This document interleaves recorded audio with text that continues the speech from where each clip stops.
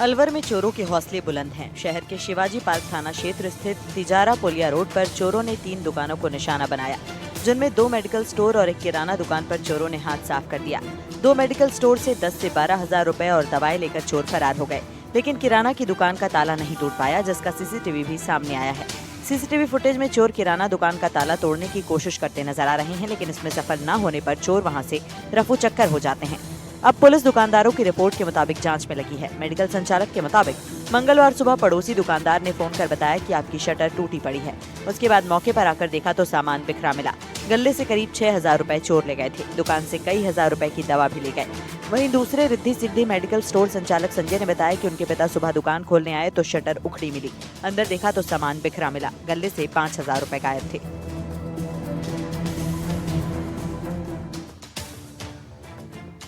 और झालावाड़ से बड़ी खबर, जहां झालावाड़ का सौहार्द खराब करने की नापाक साजिश रची गई। तिरंगे की जगह पाकिस्तानी झंडा देने की साजिश है। झालावाड़ में पाकिस्तानी झंडा बिक रहा है। बिस्किट पैकेट के अंदर पाकिस्तानी झंडे वाला गुब्बारा निकला और 14 अगस्त जश्न आजादी लिखे गुब्बारे बिक रहे हैं। वही घटना की खबर मिलते ही इलाके के लोगों में गुस्सा बन गया और हिंदू संगठनों ने नारेबाजी करते हुए सख्त कार्रवाई की मांग की है। मौके पर पहुंची पुलिस ने दुकान से ये सामान जब्त किया और एमपी के आलोट से ये बिस्कुटों की सप्लाई होती है। जांच टीम मध्य प्रदेश के आलोट तक पहुंची और आरोपी सप्लायर की गिरफ्तारी में जुट गई है पुलिस। आपत्तिजनक सामग्री पर हावड़ा वेस्ट बंगाल का ये पता छपा हुआ है। तो इस बीच ये बड़ी जानकारी मिल रही है और तिरंगे की जगह पर ये पाकिस्तानी झंडा वहां पर मिला है। सौहार्द खराब करने की कोशिश की गई। तिरंगे की जगह पर पाकिस्तानी झंडा देने की साजिश की गई है और झालावाड़ में पाकिस्तानी झंडा बिक रहा है। ये तस्वीरें आप देख रहे हैं। बिस्किट के पैकेट के अंदर ये पाकिस्तानी झंडा लगा यहां पर नजर आ रहा है। घटना की खबर मिलते ही इलाके के लोगों में गुस्सा बन गया और हिंदू संगठनों ने फिलहाल सख्त कार्रवाई की मांग की है। मौके पर पहुंची पुलिस की टीम ने दुकान से सामान जब्त किया है। एमपी के आलोट से ये बिस्कुटों की सप्लाई होती है और जांच टीम मध्य प्रदेश के आलोट तक पहुंची। रियाज हमारे संवाददाता जुड़ गए हैं ज्यादा जानकारी के साथ। रियाज, बताइए क्या इस मामले को लेकर जानकारी? देखिए, वाकई में बड़ा ही चौंकाने वाला मामला यहाँ पर सामने आया है। जिस कस्बे की ये घटना है, ये मध्य प्रदेश की सीमा पर स्थित है। मध्य प्रदेश बिल्कुल वहाँ से लगभग 8-10 किलोमीटर पर ही लगा हुआ है। वहाँ का एक दुकानदार है प्रहलाद राठौर, जिसके यहाँ से बिस्किट का पैकेट कस्बे के किसी व्यक्ति ने खरीदा था। जब वो घर ले गया और उसको देखा तो उसमें पाकिस्तानी झंडा और पाकिस्तानी झंडे के रंग का गुब्बारा तथा पाकिस्तान की जो आज़ादी का दिन है, जश्न आज़ादी 14 अगस्त उस पर लिखा हुआ जब उसको नजर आया तो एकदम से वो सख्ते में आ गए लोग और उन्होंने स्थानीय लोगों और पुलिस को सूचना दी। जिसके बाद वहां पर लोग एकत्रित हो गए और जिस दुकानदार से सामान लिया था उसके पास रियाज, आप हमारे साथ बने रहिए। लेकिन एसपी इस बीच हमारे साथ जुड़ गए अमित कुमार जी, बहुत स्वागत है आपका एनडीटीवी पर। लेकिन ये जो बिस्कुट मिले हैं और इसके साथ ये पाकिस्तानी झंडे की जो साजिश है, इसके पीछे क्या और जानकारी मिल रही है सर? क्या अभी इसमें कुछ लोगों को आइडेंटिफाई किया गया है? इसमें एमपी की एक दुकान से ये आना बताया गया है, जिसकी अभी जांच चल रही है। तो जांच में बैक ट्रैक होने के बाद में स्थिति स्पष्ट हो पाएगी। इसमें एमपी पुलिस को हमने सूचना दी। सर, ये अभी कुछ पता चल रहा है कितना स्टॉक था यहाँ पर झालावाड़ के अंदर? ज्यादा स्टॉक नहीं था, सिर्फ 2 पैकेट थे और जो दुकानदार सप्लाई करता था वो भी बरसों से करता था। हो सकता है उसके पास भी किसी ने पीछे भिजवाया हो, तो पीछे जब तक बैक ट्रैक करेंगे तब स्थिति स्पष्ट हो पाएगी। एमपी पुलिस के साथ हम संपर्क में, आगे स्थिति उसके बाद स्पष्ट हो पाएगी। अच्छा, ये सर इसमें था क्या? ये पाकिस्तानी झंडा इसमें या हैंडमेड है या पहले से कहीं से लाया गया हो सकता है या प्रिंटेड है? और लगता है शायद संपर्क टूट गया है। लेकिन अमित कुमार जो कि एसपी हैं झालावाड़ के, वो हमारे साथ जुड़े थे और वो बता रहे थे कि 1-2 पैकेट हैं। हालांकि इसकी जड़ में जाने की कोशिश की जा रही है। रियाज हमारे संवाददाता हमारे साथ बने हुए हैं। रियाज, थोड़ा सा और बताइए इसके बारे में। हालांकि ये भी बताया जा रहा है कि ये जो बिस्कुटों की मैन्युफैक्चरिंग है ये पश्चिम बंगाल से होती है। तो ये जो पैकेट है, पैकेट के अंदर ये गुब्बारा था या बाहर कहीं अटैच किया हुआ था? ये बाहर, पैकेट के बाहर एक टेप के माध्यम से इसको चिपकाया हुआ था। और मैं आपको बताना चाहूंगा कि ये जो वेस्ट बंगाल के हावड़ा का इस पर एड्रेस है मैन्युफैक्चरिंग का। जो बिस्किट का जो ब्रांड नेम है वो भी अजीब सा है, इस इलाके में फिलहाल कभी देखने को नहीं मिलता है। लेकिन एक सबसे बड़ी बात पूरे मामले के अंदर ये है कि मध्य प्रदेश और झालावाड़ के बीच में ये जो इलाका है इसमें इस तरह का व्यापार काफी निर्बाध रूप से चलता है। यहाँ पर काफी सामानों का आवागमन होता है। नशा और नशे की तस्करी के लिए भी ये इलाका बदनाम है। तो ऐसे में ये सारी चीजें मध्य प्रदेश से यहाँ आ गई और हो सकता है कि इनके अलावा कई और भी ऐसी आपत्तिजनक चीजें वहां से आती हैं जो समय समय पर पुलिस ने भी पकड़ी हैं। लेकिन बड़ा सवाल ये उठता है कि आखिर इस तरह से ये माल यहाँ पर पहुंच जाता है, ना तो उनको सप्लायर ने देखा ना दुकानदारों ने देखा, जबकि पैकेट के ऊपर कई जगहों पर ये कमियां हैं। लेकिन फिलहाल इस मामले को बहुत गंभीरता से लिया जा रहा है। बहुत शुक्रिया रियाज जानकारी के लिए। वहीं इधर आगे बढ़ते हैं, राजस्थान की शिक्षा मंत्री मदन दिलावर एक्शन मोड में हैं और मंत्री जी सुबह सवेरे एक गांव में सफाई का जायजा लेने के लिए पहुंच गए, जिसके बाद क्या हुआ आगे जरा आपको दिखाते हैं।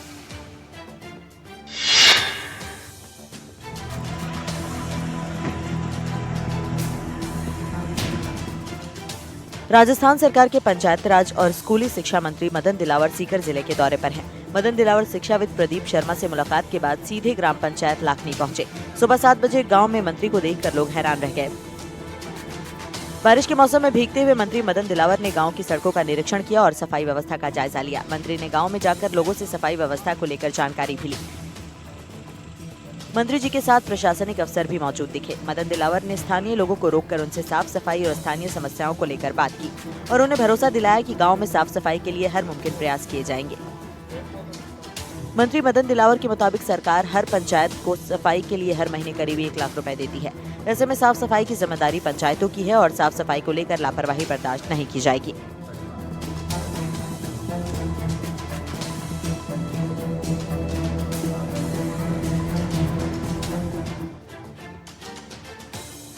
और कोटा का 132वां राष्ट्रीय मेला दशहरा 2025 इतिहास में दर्ज होने के लिए तैयार है। बीते 4 महीनों से रावण के पुतले को बनाने में जुटे कारीगरों ने ही क्रेन की मदद से पुतले को खड़ा किया है।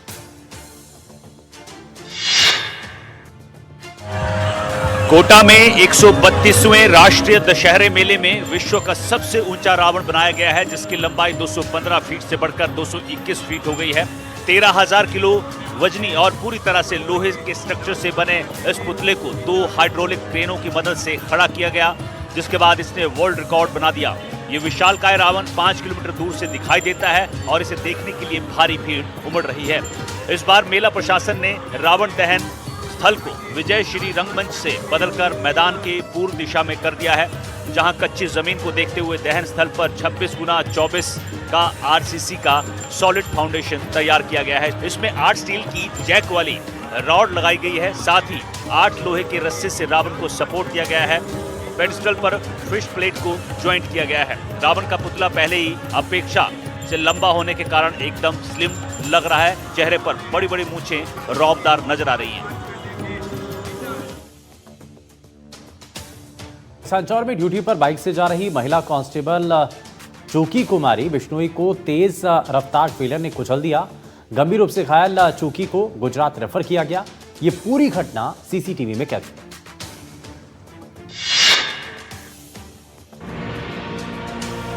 ये वीडियो सांचौर जिले का है, जहां एक भयावह सड़क हादसे ने सबको स्तब्ध कर दिया। दरअसल ड्यूटी पर बाइक से जा रही महिला कांस्टेबल को तेज रफ्तार ट्रेलर ने कुचल दिया। गंभीर रूप से घायल होने पर उन्हें गुजरात के एक अस्पताल रेफर किया गया, लेकिन रास्ते में ही उन्होंने दम तोड़ दिया। ये पूरी घटना सीसीटीवी में कैद हो गई। वहीं इस घटना ने न केवल उनके परिवार को गहरा सदमा दिया, बल्कि पूरे पुलिस विभाग में शोक की लहर दौड़ा दी। बता दें कि मृतका डुंगरी गांव निवासी चूकी खींचड़ टीएसपी ऑफिस में कार्यरत थी। वह अपने पति प्रकाश के साथ मंदिर दर्शन के लिए गई थी। वहां से लौटते वक्त उन्होंने अपने पति को एक टाइल्स की दुकान पर उतारा और खुद ऑफिस के लिए रवाना हो गई। दुकान से महज 100 मीटर आगे बढ़ने पर बिलाल अस्पताल के सामने ट्रॉले ने उनकी बाइक को टक्कर मार दी। हादसे के बाद परिजनों की रिपोर्ट पर पुलिस ने मामला दर्ज कर लिया है और जांच शुरू कर दी है। मृतका का राजकीय सम्मान के साथ अंतिम संस्कार किया गया है। अंतिम विदाई में बड़ी संख्या में लोग मौजूद थे। और अब आपको बताते हैं कि एक वीडियो सांचौर जिले का सामने आया, जहां एक भयावह सड़क हादसे ने सबको स्तब्ध कर दिया। दरअसल ड्यूटी पर बाइक से जा रही महिला कांस्टेबल जिस तरीके से यह हादसा हुआ उसकी तस्वीरें हमने आपको दिखाई, लेकिन दूदू में भीषण सड़क हादसा हुआ है। यहाँ एक ट्रेलर पलटने के बाद एक ट्रक उससे जा भिड़ा। हादसे में ट्रेलर चालक की मौके पर मौत हो गई। जबकि ट्रक में फंसे लोग गंभीर रूप से घायल।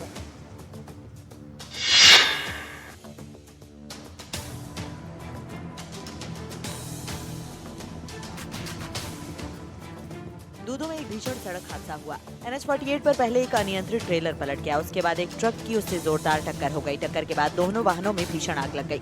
हादसे में ट्रेलर चालक की मौके पर ही जिंदा जलने के बाद मौत हो गई, जबकि ट्रक में फंसे 2 लोग गंभीर बताए जा रहे हैं। दोनों ही लोग गंभीर रूप से झुलसे हुए हैं। बताया जा रहा है कि मौके पर आनन फानन में पहुंची पुलिस ने ट्रक में फंसे लोगों की जान बचाई। आपको बता दें कि ये भीषण सड़क हादसा नायरा पेट्रोल पंप के पास हुआ, जो बेहद खौफनाक है, क्योंकि अगर आग की लपटें पेट्रोल पंप तक पहुंच जाती तो भारी तबाही हो सकती थी। हादसे के बाद फायर ब्रिगेड को सूचना दी गई। मौके पर पहुंची फायर ब्रिगेड की टीम ने घंटों की मशक्कत के बाद आग पर काबू पाया।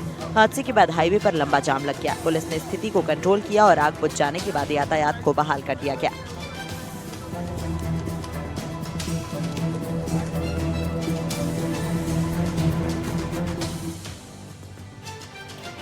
जयपुर में बदमाशों के हौसले बुलंद हैं। यहां एक ज्वेलरी शॉप पर बदमाश लूट करने पहुंच गए। क्या हुआ उसके बाद इस रिपोर्ट में आप देखिए।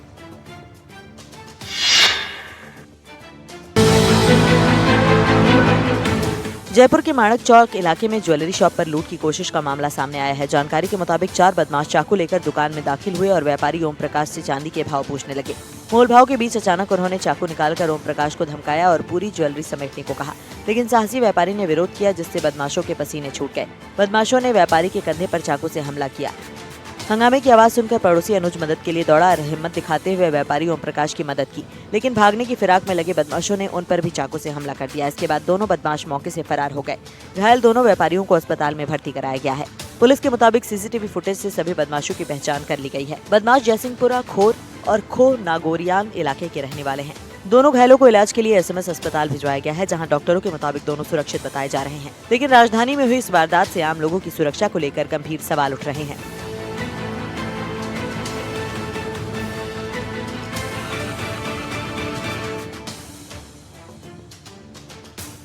भारत पाकिस्तान बॉर्डर से पाकिस्तानी जासूस हनीफ खान को सुरक्षा एजेंसी ने पकड़ा। आज रिमांड पूरी होने के बाद हनीफ को कोर्ट में पेश किया गया, जहां से उसे जेल भेज दिया गया।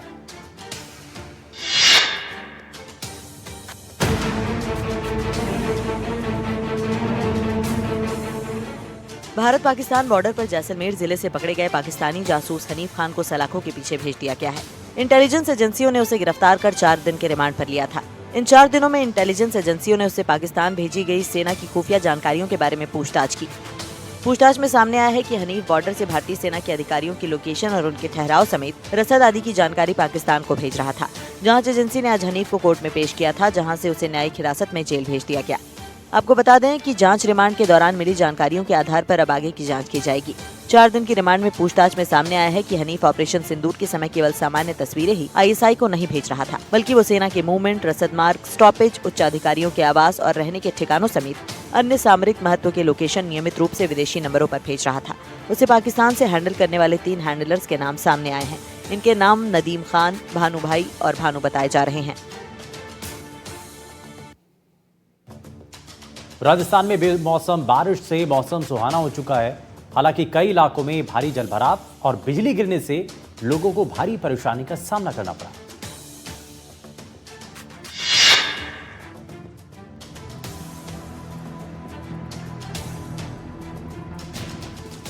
राजस्थान में बेमौसम बारिश से जहां लोगों को गर्मी से राहत मिली है, वहीं जयपुर समेत कई शहरों में भारी जलभराव देखने को मिला। भारी बारिश ने शहर की रफ्तार थाम दी, गाड़ियां रेंगने लगी और ट्रैफिक थम गया।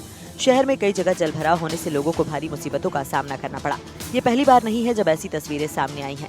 पूरे मानसून के दौरान जयपुर में ऐसा ही नजारा देखने को मिला। बताया जा रहा है कि बारिश की वजह से सड़क किनारे बेचने के लिए लगाए गए रावण भी नष्ट हो गए हैं। शहर के अजमेर नगर और कमला नेहरू नगर में जलभराव के बीच ट्रैफिक रेंग रेंग कर चलता नजर आया। तो वहीं 200 फीट हीरापुर पर भी बारिश का कहर देखने को मिला। यहाँ के हालात बेहद खराब दिखाई दिए। आपको बता दें कि देश में बने नए वेदर सिस्टम के कारण ये बारिश हो रही है, जो 3 अक्टूबर तक जारी रह सकती है। मौसम विशेषज्ञों के अनुसार बंगाल की खाड़ी में बना एक डिप्रेशन सिस्टम धीरे धीरे ओडिशा से होते हुए राजस्थान को पार कर अरब सागर की ओर बढ़ेगा, जिसकी वजह से राजस्थान में बारिश होगी। ये सिस्टम 2 अक्टूबर के बीच सबसे ज्यादा प्रभावी रहेगा।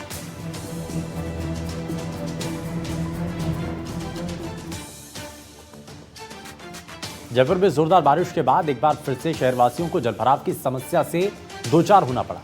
बारिश ने शहर की रफ्तार थाम दी और कई इलाकों में जाम की स्थिति बन गई।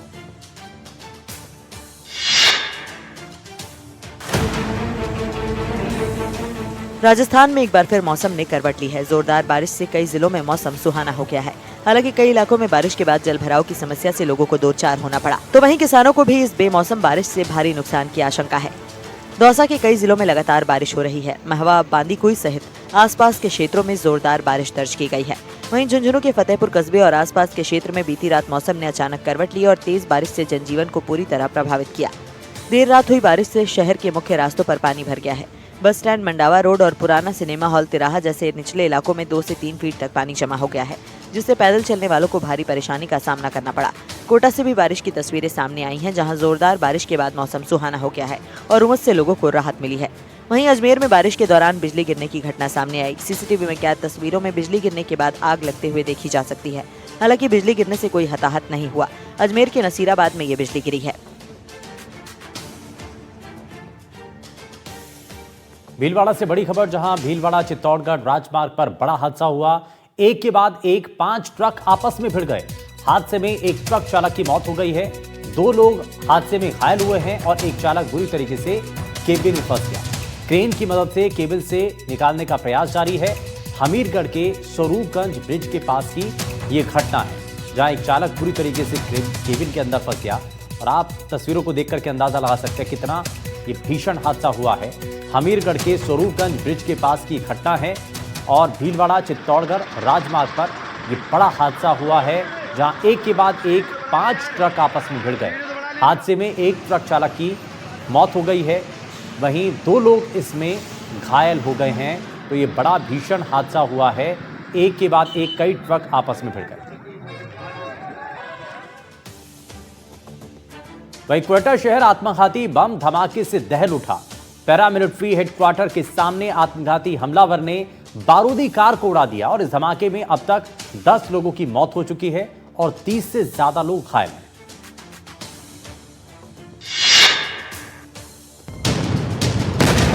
पाकिस्तान का क्वेटा शहर की रफ्तार रोज की तरह जारी थी, तभी सड़क पर जोरदार धमाका हुआ और चारों ओर आग का गुबार, धुआं और मलबा। हर ओर से चीख पुकार सुनाई देने लगी। फ्रंटियर कांस्टेबुलरी मुख्यालय के पास विस्फोटक से भरी गाड़ी मॉडल टाउन से हाली रोड की ओर उड़ रही थी, तभी जोरदार धमाका हुआ। धमाका इतना ताकतवर था कि इसकी आवाज और इसका असर कई किलोमीटर दूर तक महसूस किया गया, जिससे पूरे शहर में दहशत फैल गई। क्वेटा पुलिस ने इलाके को सील कर दिया है और तलाशी अभियान चलाया जा रहा है। बलूचिस्तान के मुख्यमंत्री ने इसे आतंकी घटना करार दिया। उन्होंने कहा कि आतंकवादी कायराना हरकतों से हमारे हौसले कमजोर नहीं कर सकते। वहीं पाकिस्तान के राष्ट्रपति ने इस आत्मघाती हमले के पीछे तहरीक तालिबान का हाथ बताया। क्वेटा में इस महीने ये दूसरा बम धमाका है। इससे पहले 2 सितंबर को बलूच नेशनल पार्टी की रैली के दौरान बम धमाका हुआ था, जिसमें 14 लोग मारे गए थे।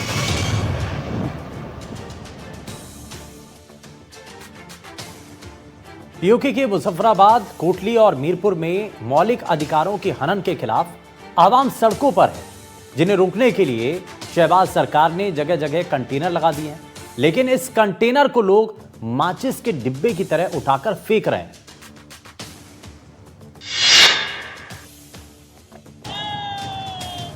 आवाम के अंदर इतना उबाल है कि ये कंटेनर मामूली डब्बे की तरह नजर आ रहे हैं। प्रदर्शनकारी इन कंटेनर को उठाकर पुल के नीचे फेंक रहे हैं।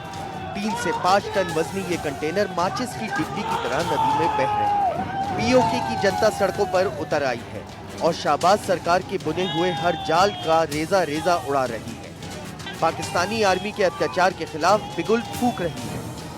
पीओके की ये जंग 70 सालों से हो रहे भेदभाव के खिलाफ शुरू हुई है, जो अब रुकने का नाम नहीं ले रही है। पीओके की अवामी एक्शन कमेटी ने अनिश्चितकालीन हड़ताल का ऐलान कर दिया है और 38 मांगों का पर्चा शहबाज के आगे बढ़ा दिया है, जिसमें बराबरी का अधिकार देने की मांग बुलंद की गई है। पीओके में इसी विरोध प्रदर्शन को कुचलने के लिए शहबाज सरकार ने जगह जगह कंटेनर लगवा दिए हैं, लेकिन इसका जनता पर कोई असर नहीं पड़ रहा है।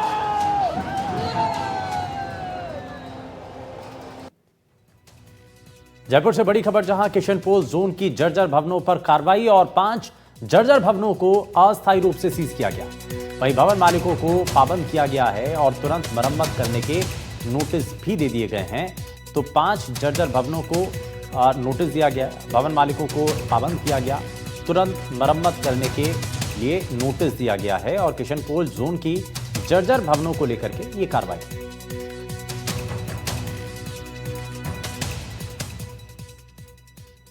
वहीं वियतनाम में बुआलोई तूफान ने हाहाकार मचा दिया है और होश उड़ाने वाली तस्वीरें सामने आ रही। तबाही के आंकड़े भी डरा रहे हैं और मरने वालों की तादाद 19 हो चुकी है। 21 लोग लापता बताए जा रहे हैं, 88 लोग घायल हैं। 1 लाख से ज्यादा घरों को नुकसान पहुंचा है।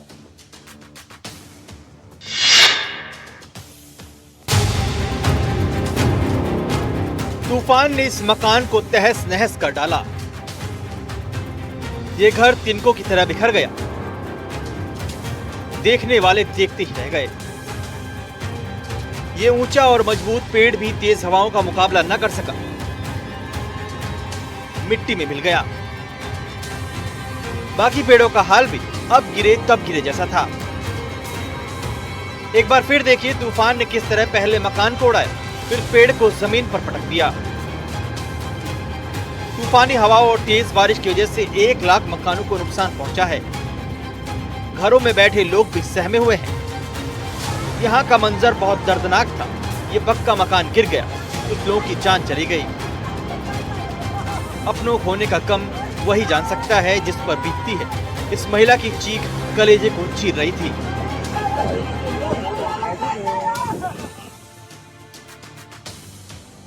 वियतनाम में मौत का आंकड़ा और भी ज्यादा बढ़ सकता है क्योंकि 21 लोग लापता बताए जा रहे हैं।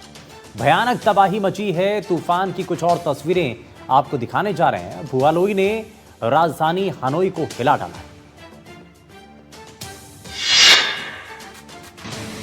ये तस्वीरें तूफान की ताकत को बयां कर रही हैं, उसकी तबाही को दिखा रही हैं।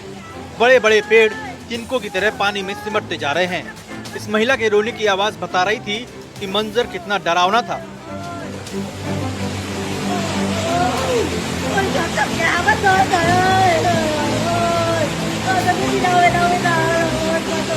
नदी का पानी तमाम खतरों को समेटे आगे बढ़ रहा था। लहरें रिहायशी इलाकों से दाखिल होते हुए घरों को छू रही थी। कमजोर मकानों का हाल भी इन गिरते पेड़ों जैसा ही हो सकता है।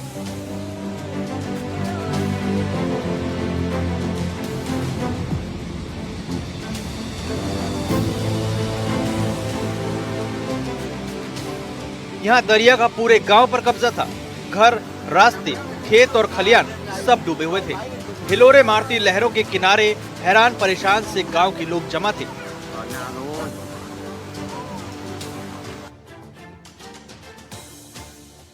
स्पेन में जबरदस्त बारिश हो रही है और वेलेंशिया और मुर्शिया जैसे शहर डूबे हुए हैं। कहीं कहीं हालात बहुत ज्यादा बिगड़ रहे हैं। घर से बाहर निकलने वालों की परेशानी सबसे ज्यादा है।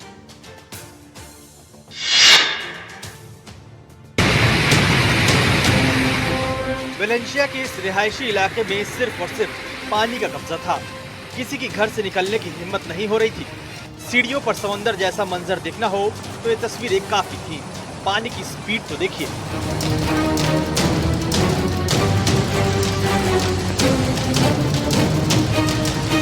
शहर में जगह जगह एक जैसा हाल। इस रिहायशी इलाके में भी बाढ़ का पानी लोगों के घरों में घुस रहा था। इस पॉश एरिया का मंजर देखिए। पानी ने सड़क को ढक लिया है। ऐसा लग रहा है जैसे दरिया की लहरें हिलोरे मार रही हों।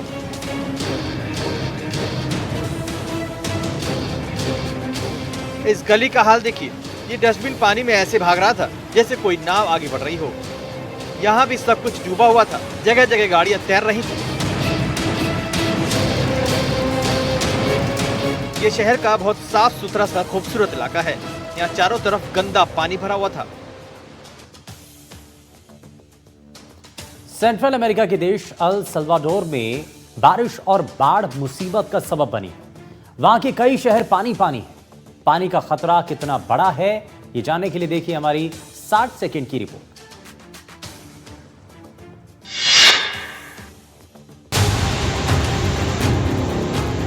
ये मंजर शोर मचाकर बता रहा है कि बारिश और बाढ़ का खतरा कितना बड़ा है। चारों तरफ से नीचे गिरते पानी से किसी झरने जैसा नजारा था। ये जगह पिकनिक स्पॉट जैसी लग रही है, लेकिन ये बिल्कुल तय मानिए कि तेजी से आगे बढ़ता ये पानी शहर के निचले इलाकों में हाहाकार मचाएगा। ये अल सल्वाडोर का सैन मिगुएल इलाका है। रात के अंधेरे में इस सड़क का हाल देखिए। इन लहरों में तमाम खतरे छुपे हैं। पैदल जाने वालों को ये पानी बहा ले जाएगा। यहाँ जगह जगह एक जैसे हालात थे। बादल बस बरसे ही चले जा रहे हैं। सिर्फ अल सल्वाडोर नहीं, सेंट्रल अमेरिका के होंडुरास और ग्वाटेमाला जैसे देशों को भी इस साल की बारिश ने खूब रुलाया है। वहाँ के मंजर भी कुछ ऐसे ही रहे हैं।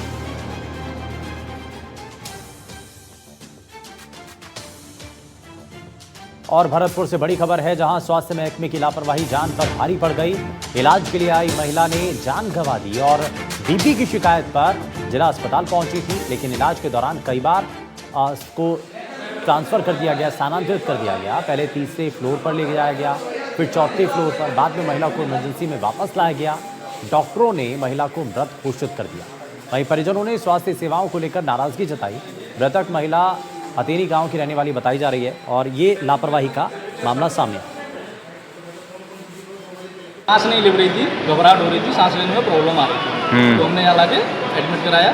तो उनका ऑक्सीजन डाउन हो गया था, ब्लड ऑक्सीजन जो 70-75 के समथिंग था, और बीपी 150 था। तो फिर उन्होंने अपना इलाज चालू किया, ऑक्सीजन लगाई। इन्होंने वहाँ से हमें वार्ड में ट्रांसफ़र कर दिया कागजों पर। वार्ड मेंबर वो लेके गया, उसको रास्ता कुछ पता नहीं था, उसने 20 से 25 मिनट घुमाता रहा बिल्डिंग में। तो पेशेंट को दोबारा लाके इमरजेंसी में फिर ड्रॉप कर दिया। फिर उन्होंने दोबारा बोला 60 नंबर में भर्ती करा, यहीं करा दो 5वें फ्लोर पर।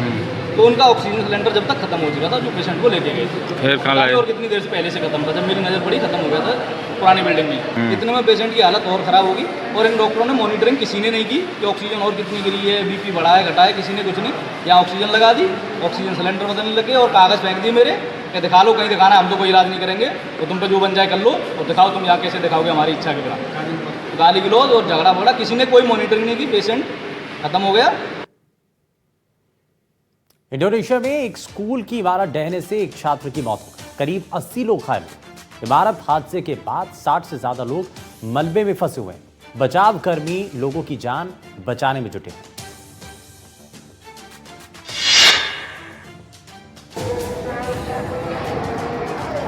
मलबे के पास नमाकों के साथ कई लोग जमा हैं।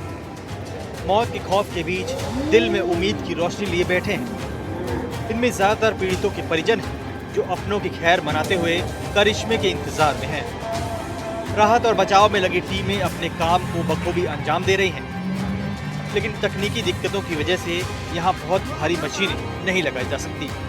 ऐसा करने पर फंसे लोगों की जान जा सकती है। कई लोगों को बचाया गया है, कुछ को निकालने की कोशिश जारी है। फंसे लोगों में कई ऐसे भी हैं जिन तक ऑक्सीजन और पानी भी पहुँचाया गया है। जावा द्वीप के इस बोर्डिंग स्कूल में सोमवार को 100 से ज्यादा बच्चे दोपहर की नमाज अदा कर रहे थे।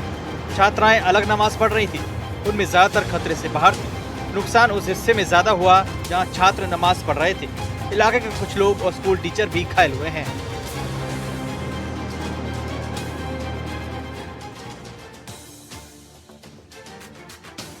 मथुरा एक बार फिर से बाढ़ जैसे हालात से जूझ रहा है। जोरदार बारिश से मथुरा की कई सड़कें पूरी तरीके से जलमग्न हो चुकी हैं। कई इलाकों में घरों में पानी भी घुस गया है, जिससे लोगों की मुश्किलें और ज्यादा बढ़ गई।